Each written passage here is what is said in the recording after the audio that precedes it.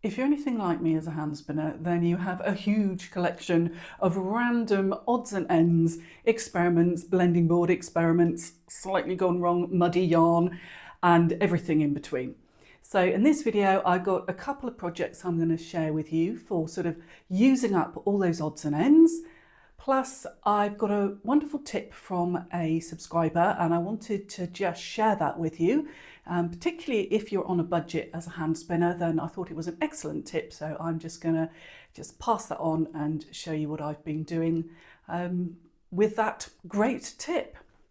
If you're new here, my name is Becca and I'm a hand spinner, knitter and newbie weaver, and you're very welcome to my slightly echoey conservatory in my home in West Wales. If you're an old friend, welcome back. So I have my very weak milky tea, which actually has gone a little bit cold, but I think years of working in the catering industry where you never get to drink a hot cup of tea because they've always gone cold. I actually quite like cold tea. So a little slurp of that. So the first project I've got for you is a knitting project, and it's sort of a prototype really, which is I think a really good way of using up scrap yarn, and it's a knit to felt project. So quite early on in the channel, I did a knit to felt bag. This is it. And one of the problems I had was that very, very stretchy. As soon as I put anything that's slightly heavy in it, the handle got very stretchy. So in my kind of next project, I thought, well, I'm going to change the way I do that. So I'm just going to kind of show you how far I've got. And then by the magic of editing, by the end of the video, you'll be able to see what it looks like felted up. So this is my ugly yarn bag, and it probably won't look quite like this when it's felted because all the colours will merge a little bit more. But you can see it's just a collection of green and pink, and green and pink look pretty good together. But I mean, some of these greens and some of these pinks are a bit ugly, it has to be said. But I think actually once they're felted, they won't look quite as ugly. So that's the bag bit. And obviously it's going to shrink, and I would think it's going to end up at that sort of size and that sort of width. And this is going to be a handbag for my neighbour. And I've been knitting what will be the handle. So it's moss stitch. Then I'm going to fold it in half and attach it as a handle like that.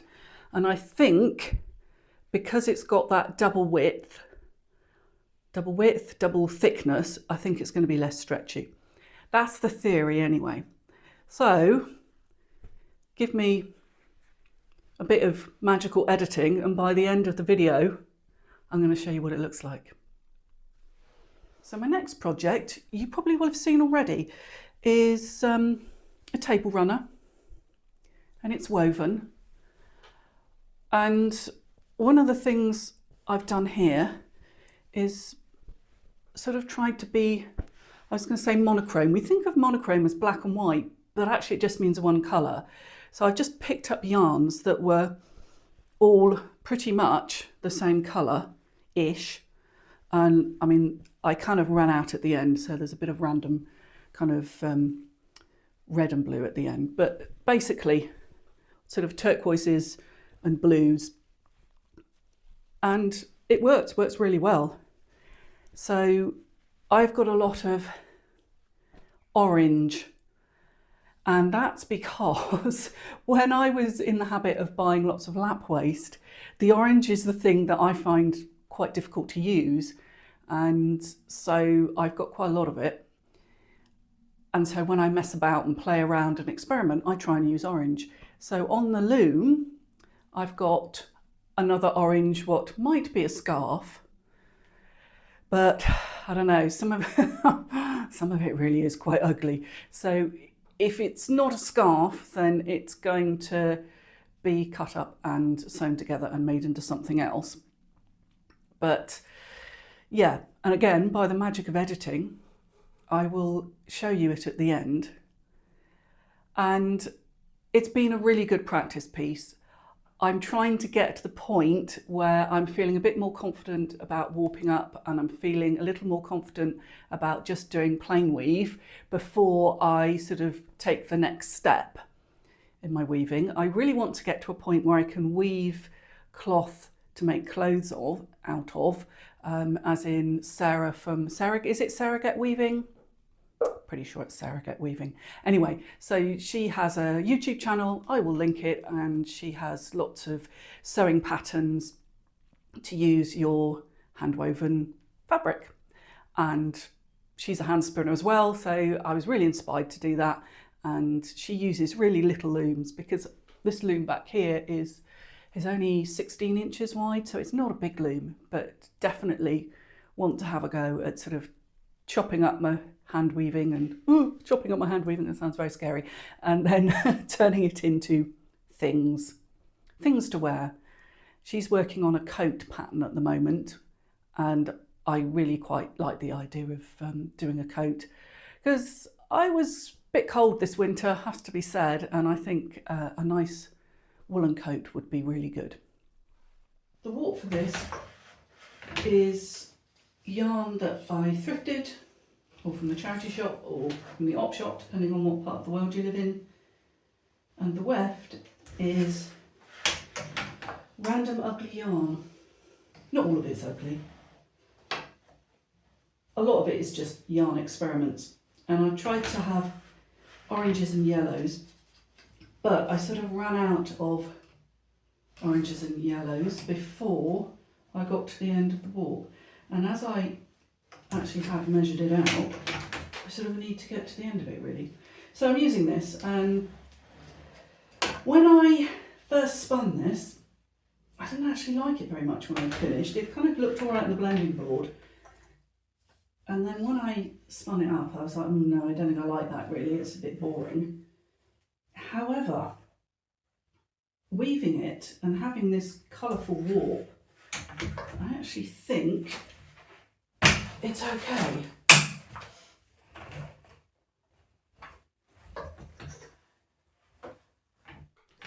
So the next thing I wanted to share with you was these. These are beekeeping uncapping combs. They're really sharp, and I have actually stabbed myself a couple of times. But now, the person who gave me this tip in the comments, I of course now can't find their comment to credit them with it. And very foolishly, I didn't write it down.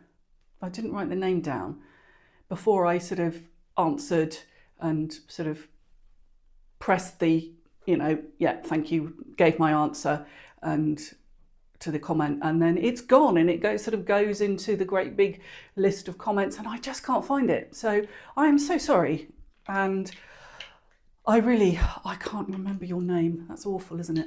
I must get better at doing this. I really must, because it's a great tip. So these are pretty cheap to buy, and she said, why not use them as wool combs? Now, I've got the rest of a Gotland fleece that I washed last summer, and I processed quite a lot of it, but there's a bit left behind, and I thought, do you know what? That is absolutely perfect for wool combs, or faux wool combs. I mean, they're not as long as wool combs would be, and obviously they're a slightly different shape. So I'm just going to show you sort of what I've been doing and how it's been working for me. Now, I think if you sort of put these in a vise or something, then you could actually sort of have them upright and you could diz off them. I'm not dizzing off them, I'm just using them to comb out this Gotland fleece. And then some seeds have just fallen on the floor because it's chaos in here, because I was going to say, I'm just looking down at my fingernails, which are disgusting because I've been gardening. And I've broken all my fingernails, and I'm kind of, and I just piled stuff over there out of shot so you couldn't see it, so I could make this video, and it's just fallen on the floor. Hey ho. Anyway, right, let's change the camera angle and I'll show you what I've been doing.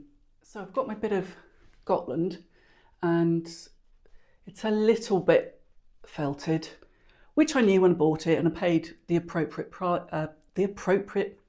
teeth back in. I paid the appropriate price. Quite a lot of VM, but this is what I've been doing. So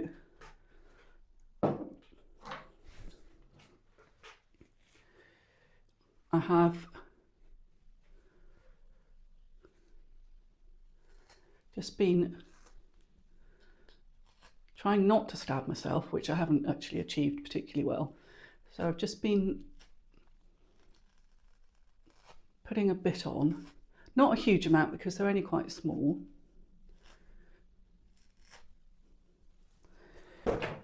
Then with the other comb, just going in the other direction.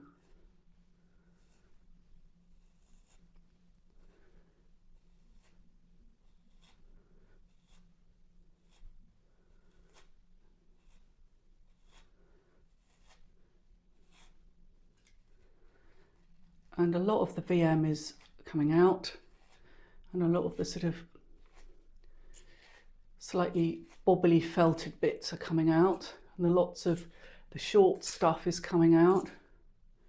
Then this stuff here is not very good, so I've just been taking it off and I'm putting that in a pot, and that's going to be for stuffing cushions.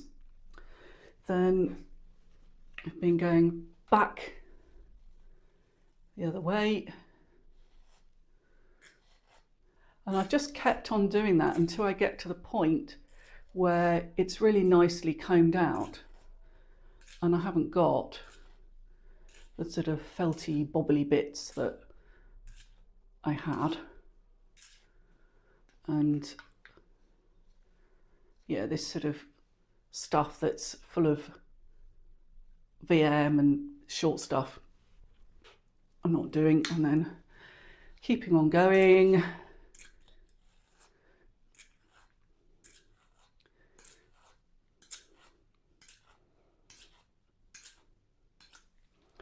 So getting rid of that, and then when I kind of got to that bit, and this is the bit where I've stabbed myself because I've just been pulling out those ends, so I don't think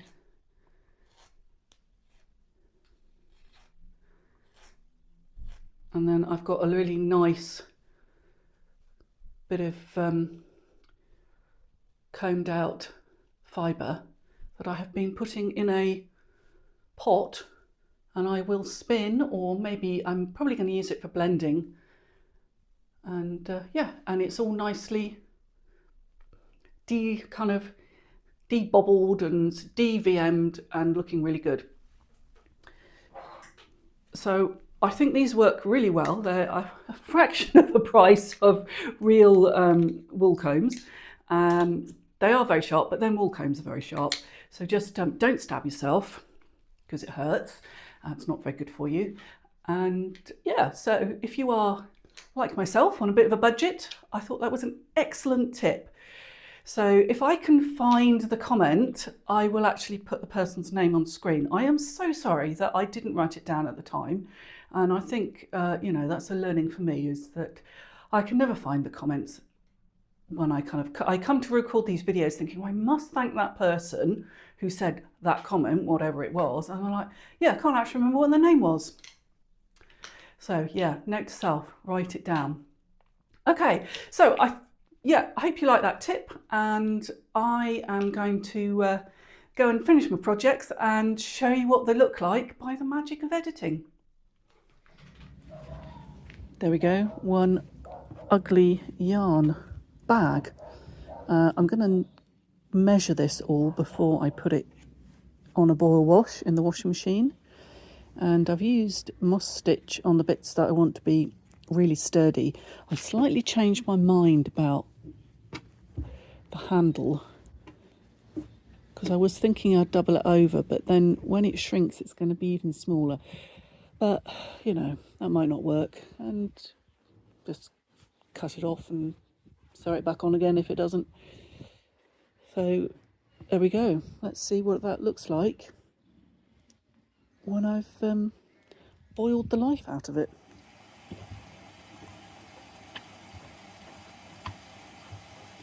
It's about a week ago that I videoed most of that video, and so I'm just going to show you what the couple of projects look like. Oh, dog's barking, of course, because I'm making a video.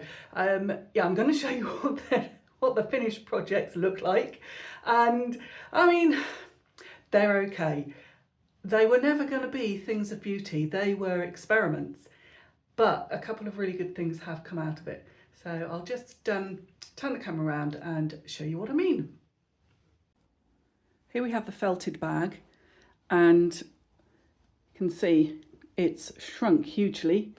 I think I might cut this down a bit. I think there's a bit too much flap, and I did make these straps too wide, but I think just a bit of trimming and sewing and it's going to be fine. And Andrew said to me, "Are you planning on going to the Glastonbury Festival?" when he saw it. If my neighbour completely hates it, I mean, I will show her, if she completely hates it, then I'm going to turn it into a hanging basket for the hanging basket tomatoes that I'm growing. I shall just cut that off and yeah, that's the plan. If she likes it, then I will line it and finish it and she can have it. So I'll weaving next, because that's been washed as well. And obviously that was washed on a gentle wash, so it hasn't done this thing of shrinking, which obviously I shrunk this on purpose. So here's the finished weaving, and I am going to cut it up and it's going to become a dog blanket. But this kind of style made me think of something I'd seen in this book, Sew What Skirts, which is sort of how to draft your own skirt patterns. And I remembered this. I thought, you know what? That is designed specifically for an open weave. And if I change the colour, oh, let's go back. If I change the colours, because I don't think I necessarily want orange, then that's going to work pretty well. And I've been watching Sarah, and it's not Get Weaving, it's Where You're Weaving with Sarah. And yeah, so I was kind of thinking about making clothing from my weaving, and it kind of sparked lots of ideas, which I guess is a result, really. So that's it for another video. Thank you for watching, and I think I'll be back with you on probably Wednesday if you're watching this in real time. So I'll see you then. Bye-bye.